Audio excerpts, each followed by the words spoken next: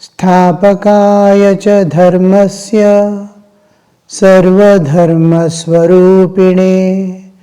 अवतारवरिष्ठाय रामकृष्णाय ते नमः.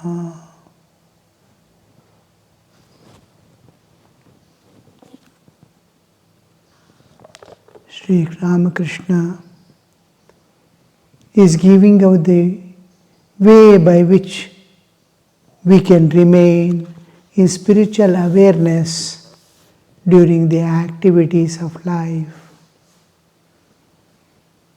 In the beginning of spiritual life, one goes by a roundabout way. One has to suffer a great deal, spiritual life, because we have not practiced renunciation. We have not practiced hardship of life. We have not practiced to accept the losses in life. Mana, apamana, sukha, dukha, all these, labha, hani, we have not been taught to look upon with equanimity. Things come and go. I have my purpose to fulfill. I have to go.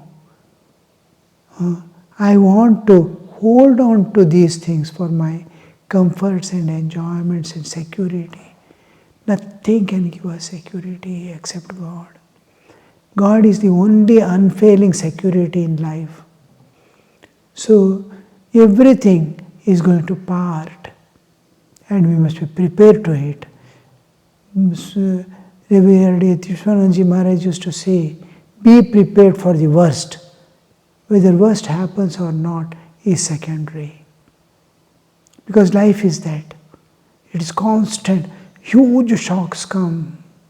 Huge problems come, which is beyond our capacity to solve.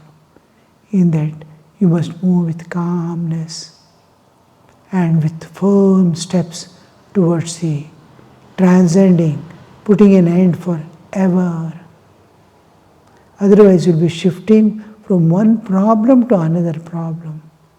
By that time, life ends. Slowly, old age enters into picture. So, in the beginning, it goes that one has to suffer a great deal because of the lack of training. We have to train ourselves and walk. But the path becomes very easy when ecstatic love is awakened in the heart. All becomes insignificant. It is like going over the paddy field after the harvest is over. You may then walk in any direction. Before the harvest, you had to go along the winding bark. But now you can walk in any direction. There may be stubble in the field, but you will not be hurt by it if you walk with your shoes on. Just so, the spiritual aspirant does not suffer if he has discrimination, dispassion, faith in Guru's words.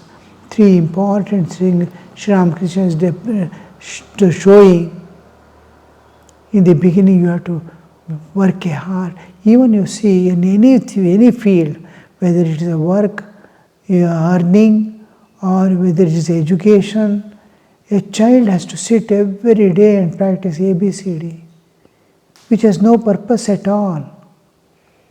The language is there only to convey certain understandings. I have certain things to say. There is a meaning to be conveyed. And language contains ABCD, alphabets. Alphabets do not convey anything at all.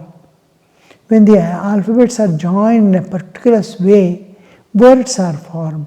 Words also do not give us meaning. When words are joined, sentences form. Sentences carry the meaning. I may be knowing, suppose, very long back, a child, small, So first he has finished KG2, kindergarten 2, and come to the first standard. His uncle is a doctor studying in medicine. He is living at home. When I went to their house, that child is sitting with medical book and he is going through. He is just 4 years, entering into 5th. He is reading that book. He is keeping the finger and going on reading alone. I saw him. I said, "What are you doing?" He said, "I'm reading this book." I was surprised what this boy is reading. I said, "Can you read it?" He said, "Yes." Then I asked, "Read it." A, K, P, L, each he is able to read. That doesn't give the meaning at all. That is not the purpose of language at all. But he has to practice that. First to identify ABCD, then identify the words. How much of strain the child takes to associate it with the objects. Each word is associated with the object. And then the language comes in. What happened? Kriya, noun, verbs. Each one, it slowly builds up the sentences. He is able to talk. You see, without knowing language, how the 2 years child conveys what all he wants to convey to its mother. It is able to understand. It would pick up one word of noun, one word of. Within 6 months, it is able to use 1 or 2 words. By 1 year, it acquires some more words, vocabulary. It is able to express certain things. 2 years boy, he is able to convey most of the things. He is able to understand past tense, future tense, everything. He is able to tell, tomorrow I will go to school. How they pick up, you see, language. Language is associated with meaning. Meaning, it carries a meaning, and meaning is associated with knowledge. I am shifting my knowledge to someone. I am giving some instruction to someone through this. But how much of struggle is the child has to. Each time mother takes and shows the crow, crow, cow, cow. He associates the object with the word. All this is built up. Then when he is able to just look at the word, sentence, he doesn't care for the sentence or word or ABCD. Even word we don't read. When we 2 or 3 letters in the word alone, we recognize the whole word. And words carrying the only meaning we grasp and leave the things. What is to be conveyed is conveyed just by looking at it. So everything, ABCD, everything becomes meaningless when the meaning is conveyed to you. So like that, everything has the early stages. You have to take lot of strain, not to forget God, not to forget God. How much of struggle, because the mind is such a thing, it has been accustomed to a particular way of moving, particular things to bring back. There are attachments, there are necessities. Those it start dwelling then on the reality. All these are, whether you look at the animals. We went to Vrindavan and we saw people are busy running about here, there, this, that, and animals are peacefully sleeping, joyfully. They get their food anywhere, Everywhere food is available. Here and there a few dogs, they eat, they are full. And they don't feel hungry. They don't know what is hunger in Vrindavan. No animal or bird or monkeys, they lack any food. People go on feeding them, overfed. They go and peaceful. Except man, all are beautifully lying down in joy. Now look at the problems. They don't have any problems. One dog's leg is broken, it is moving with that leg. It doesn't, a small pain, we run to doctors. They have their own, they don't bother about tomorrow.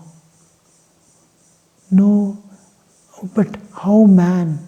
Now, can this mind, which wants to protect, which wants to save, which wants to think of the tomorrow, can it dwell on God? Animal is free, but it doesn't have intellect, buddhi necessary to go in spiritual life. But everything is ready. Only buddhi is not there, because of which it remains an animal. Man alone among the so many species has that power of thinking, power of planning, because buddhi is there, with which he can discover so many resources of nature, powers of nature, utilize everything to make his happy living in this world. But these are all transients. Still, he can live a happy. And the same intellect has the power to transcend the nature and go beyond, to get rid of all bondages and sufferings forever and enter the realm transcendental of everlasting peace and bliss. This intellect, this mind remains attached to a few things. Small family, small possessions, because it suffers in bondage and dies. So this, Sri Ramakrishna, this to overcome the inertia, the tamas, that old past momentum, to overcome, a little work has to be done. It is like applying, if river is flowing, to build a dam, divert the water for cultivation. It is entering into the ocean. How much efforts have to put to build a dam, to obstruct its flow and divert its flow? Same thing happens in our life. Yama and niyama. Yama is to block, restrain, sanyama. And sanyama begins with a disciplined life. Get up every day at 4:30, come what may. By 5 o'clock, 10 minutes before, be in the prayer hall, come what may. Here he has to exercise sanyama. You cannot escape.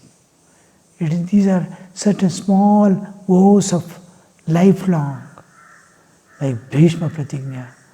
It should never be. That kind of the sanyama, the blockage is put. The dam is being built. This is called yama.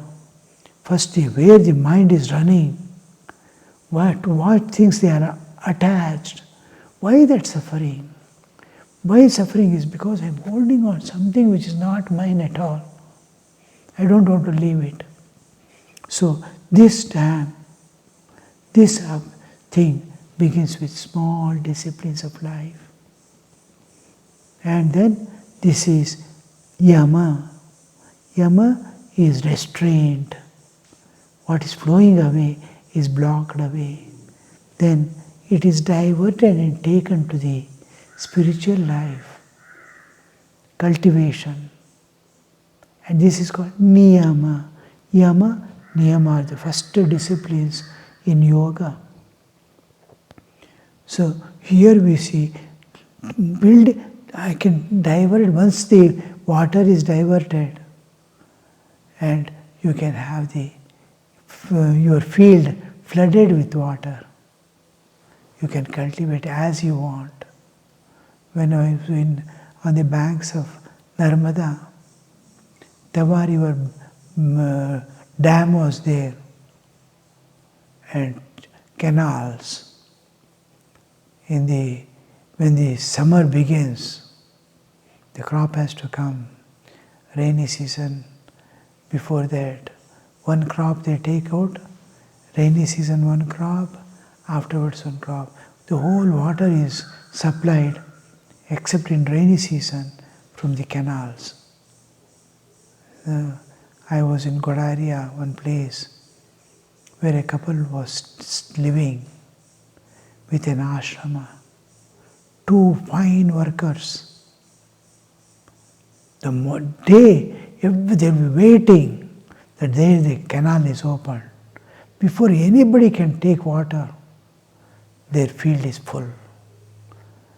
Night, day and night, they open the canal. The moment the water comes, and continuously it is flooded.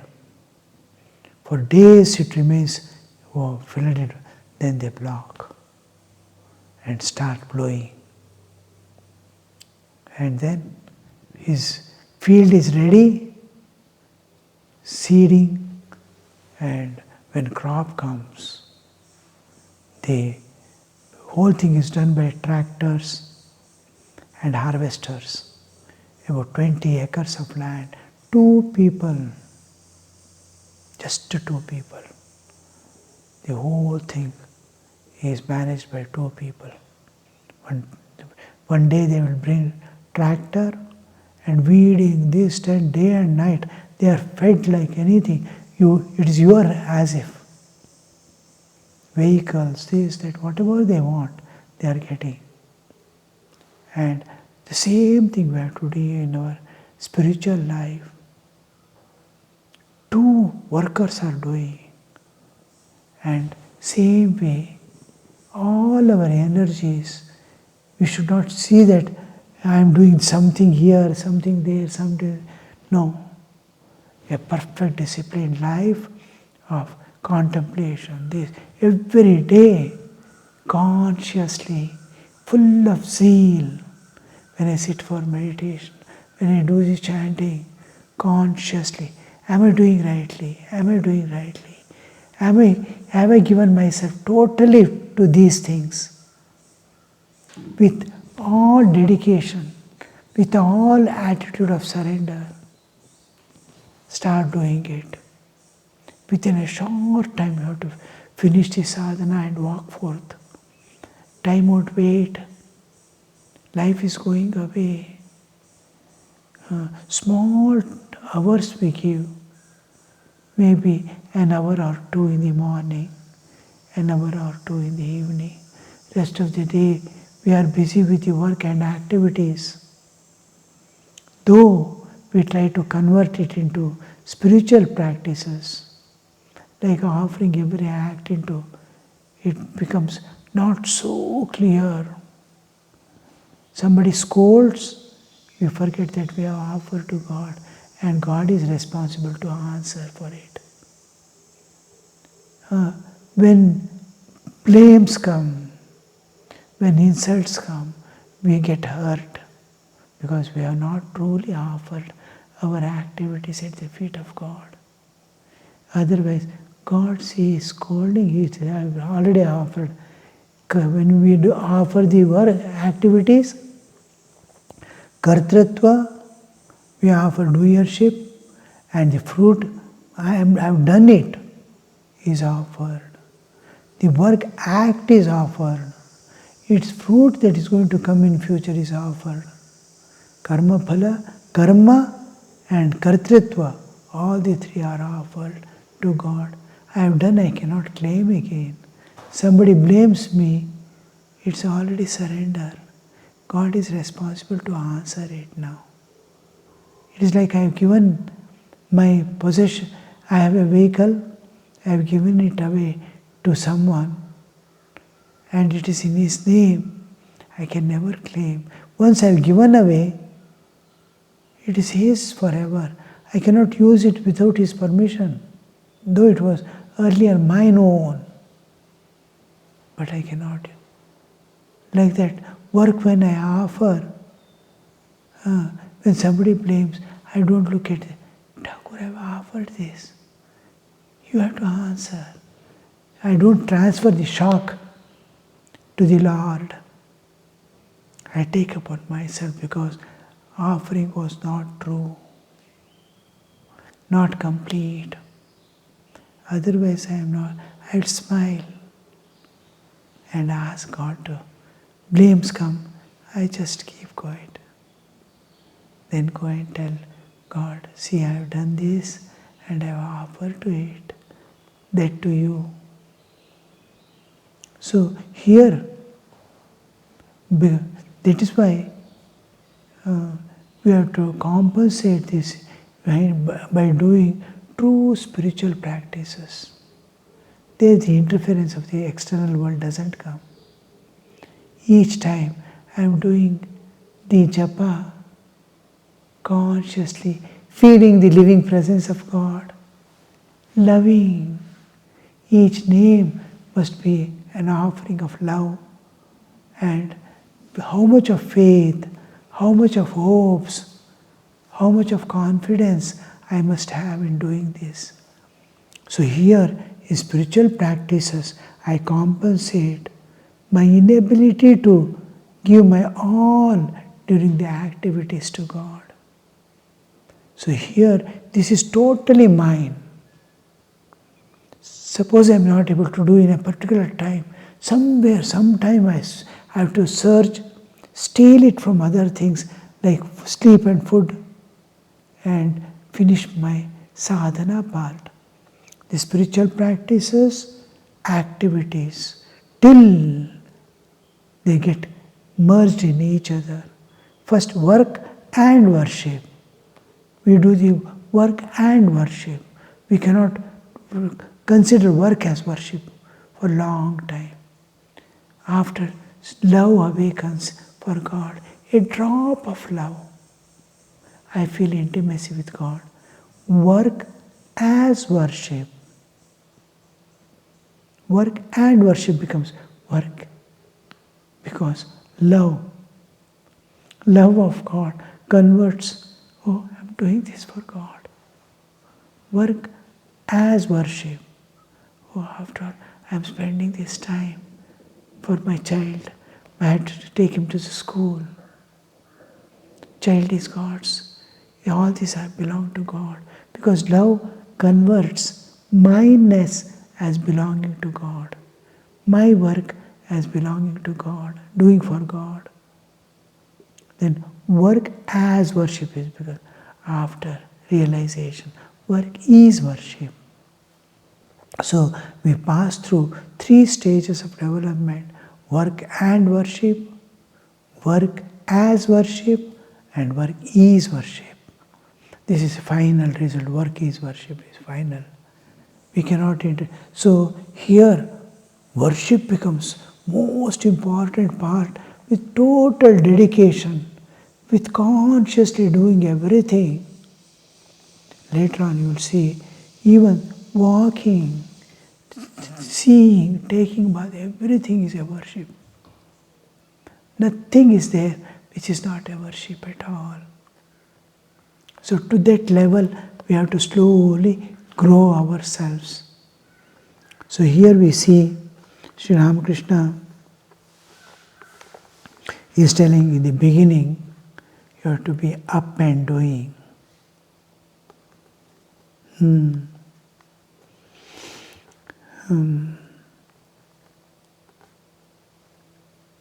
The 3 things is discrimination, dispassion and faith. Discrimination is nitya vastu viveka. Oh, this is anitya. Somebody comes and tells something. The monkeys have taken away food. What can be done? It's a momentary happening, but it's not going to be there after a few minutes. Now, 10 days, that monkey coming, monkey attacking, monkey taking away, same thing will be, discussion will be going on. It's passing event. Not to be understand what is to protect, what is to be done and left it away. What can be avoided? Just hear anything to be done? No, then leave it off. Let go things. Don't carry it. The moment you this is the where we waste our lot of time in thinking and talking of the things which are not going to be there tomorrow. These are passing events. Just live with them, and then you'll see a lot of time. Let your mind not grasp what is not pertaining to you also. And see that every moment is consciously offered to God. Every act is consciously offered to God. Make it a habit in your life so that you will be constantly evolving towards your divinehood. Before the body falls off, you have to know who you are in this body, where from you came, where you are going to. Otherwise, we will be making a great, there we need discriminate. What is Nitya, what is Anitya. All these things, Nitya, Nitya, Vastu, Viveka, discrimination. Then comes the dispassion. Dispassion is not detachment. You cannot detach. You cannot detach from the family. You cannot detach from the body, your own body. But dispassion. Dispassion is to live independent of that. It is there, it is there. If it is not there, it is not there. Doesn't matter. If it is there also, doesn't matter. If it is not there also. I have wealth, doesn't matter. I don't have wealth, doesn't matter. These things will not matter. That is Vairagya. Vairagya is not detachment, it is dispassion. Not to no asakti in that. I have fine good food, bhandara, all right.